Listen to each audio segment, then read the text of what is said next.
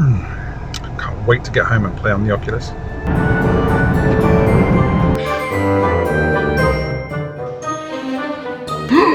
Great Scott!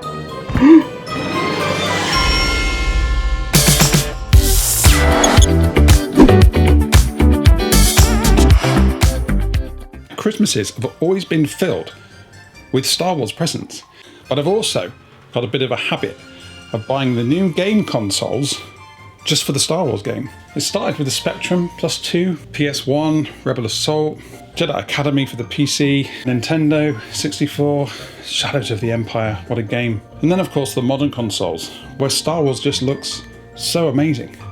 Which brings me to, come on, the Quest. Well, this week we're going to be building a special Star Wars-ified crate with a security system built in so that I can put my Quest under lock and key. You're so used to me using foam, right, to make things with, but I'm using MDF because this has got to be secure. So once I designed my lockbox using 3D Max and Illustrator, it left me with a couple of different ways of generating plans. So I spent some time printing these out on the poster settings, sticking them back together again, and then getting them all ready to lay out on my MDF. I'm ready to mark out with a kid's felt tip pen, and then I'm going to cut it with my jigsaw.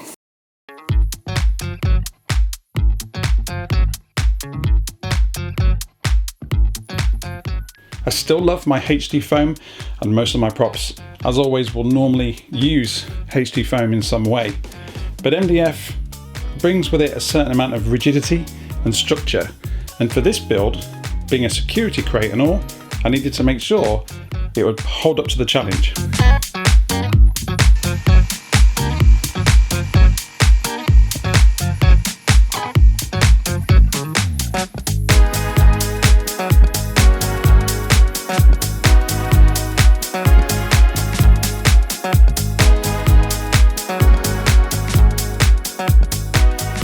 Are you ready for this, Oscar? Yes. Are you sure? Yes. It's very loud. I know. And it'll shake your hand off. And I hold it then? How about you do it with me, yeah? Ready? Yes. Let's go. Which button is it? Big one. Oh, that one. And rough.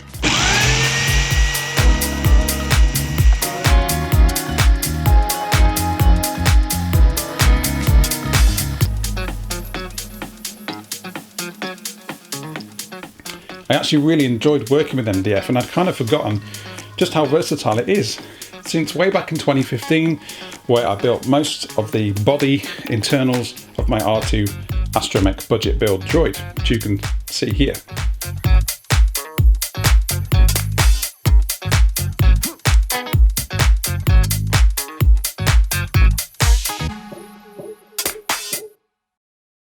So I had to do a bit of sanding on the MDF. Sanding, I really like it. I don't find it coarse or irritating at all. Yep, it's pretty good.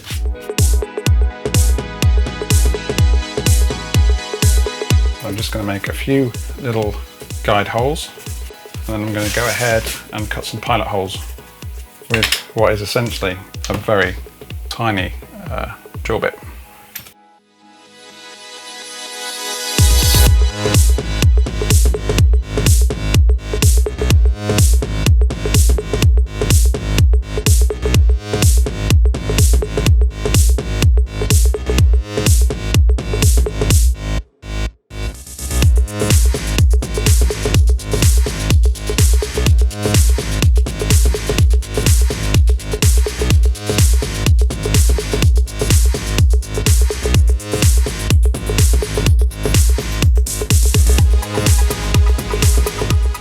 I wanted to try and be a little bit clever with the corners, and I quite like the use of curves and organic shapes, which is mainly why I work with foam.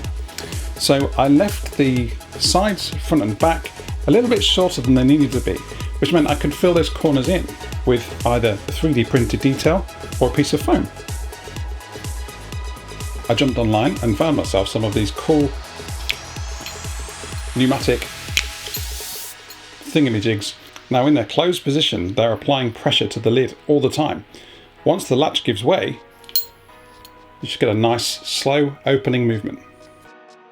So I jumped online and found myself a cheap security system that involves a keypad and a functional door latch that is controlled by an electronic magnet. Once you hit the right code, the magnet pulls the latch and therefore allows the door to open.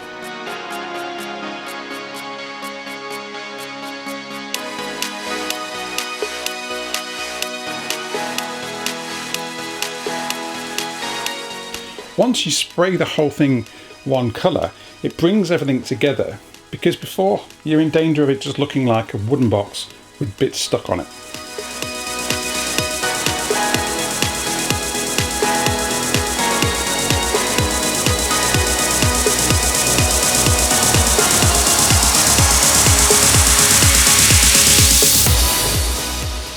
For the security panel itself, I wanted to borrow from some Imperial designs. In fact, screen surrounds are seen in all of the Star Wars films in one way or the other.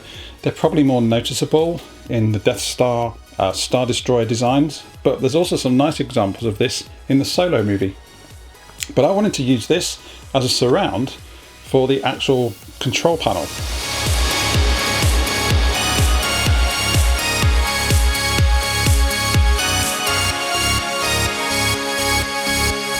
So to connect the actual control pad to the lock mechanism, it means that there needs to be some form of electrical cabling that passes through the wall of the crate. I didn't really think about this when I designed the crate pieces. Otherwise, I could have just incorporated a cutout design when I was using the jigsaw. However, it was an excuse to play with one of my favourite power drills, my DeWalt. I basically drilled a bunch of holes and then just punched this through with a hammer. A little bit messy, but it got the job done.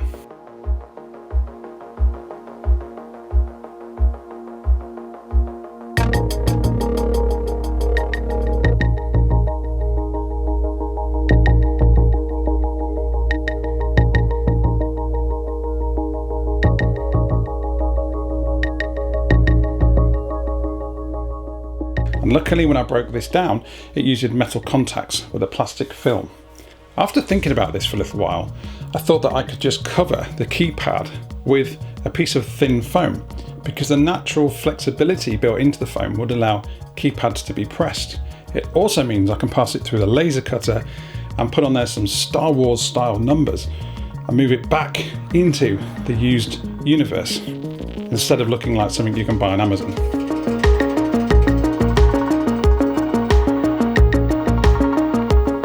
So in addition to the 3D printed screen surround, which is actually a resin print, I also wanted to create some kind of corner detail, borrowing from those Star Wars shapes. So because the resin printer actually has quite a small print base, I printed these in sections so I could just stack them up along the corners. It actually works quite well.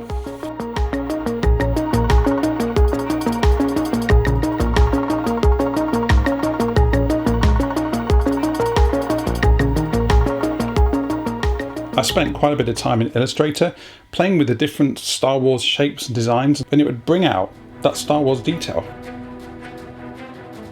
You can see here that I'm using 3mm HD foam to create the details on the actual crate itself. You can still get a really convincing metallic finish using foam, using either a craft knife or, in my case, a desktop laser cutter.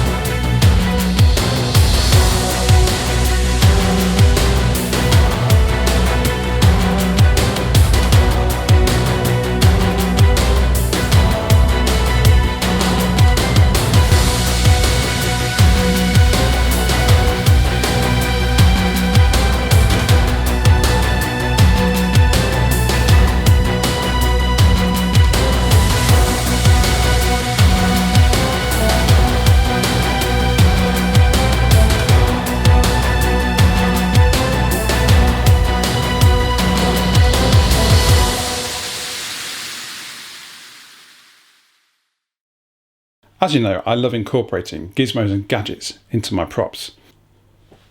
I found this cool little LED pin badge. It's actually got a pin mechanism on the back that allows you to wear it like a name badge.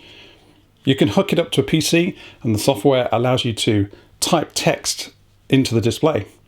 It also recognises different fonts, so of course you can use Arabic to display your Star Wars message. It's all about building up layers of detail, and I always knew that I wanted to use the LED panel on the lid in some way. So first of all, one of the corners I created an inset for the actual pin, and then I created further detail using the laser cutter and some more foam to add yet another layer.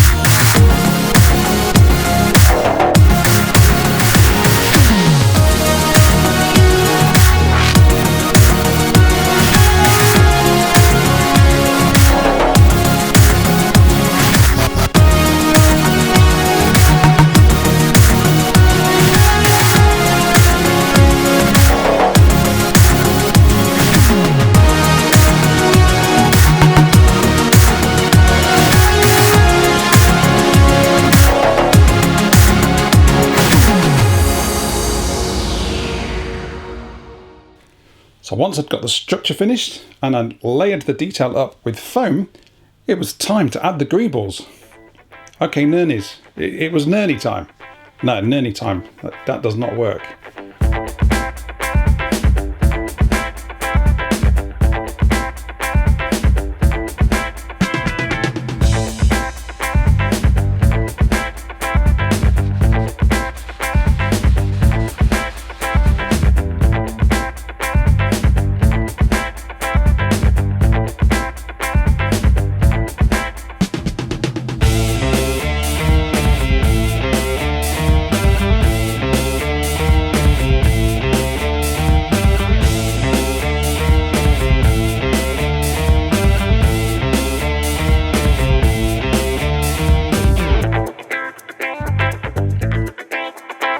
Once the lid opens, you want to just look at the beauty that is the Oculus Quest 2.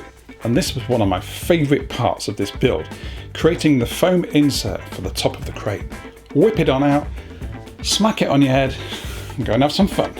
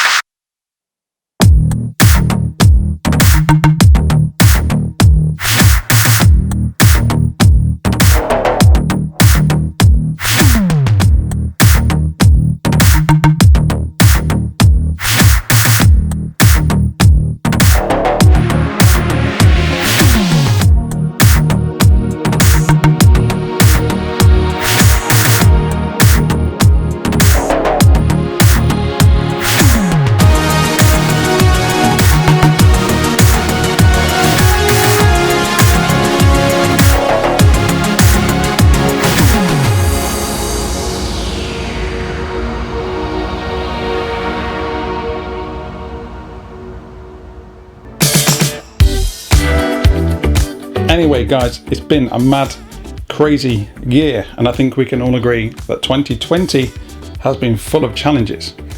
If there's one thing I can do differently moving into 2021 is to try and get a little bit more content out a little bit more frequently.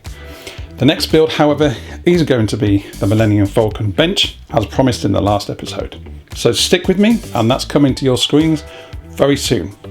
But guys, I just wanted to say, have a very happy new year. Thank you for all the support. If you want to check me out on Patreon, please do so.